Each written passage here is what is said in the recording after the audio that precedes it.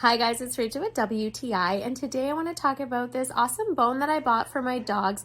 So this is by Bonetics. It comes in different scents and flavors. So this is the wood scent, and my dogs really enjoy this. It is made for dogs up to 75 pounds, but it is also good for my smaller dogs as well. It has a unique texture. It's got great benefits for dental.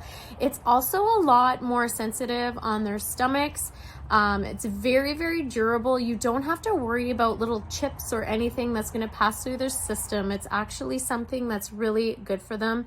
I do like the fact that it is harder to brush my dog's teeth, so I do try and find different things that help them dental wise, and this is something that I don't have to worry about. It's something that I'll buy, and if one of them ends up taking it from the other, it's sensitive for all of my dogs.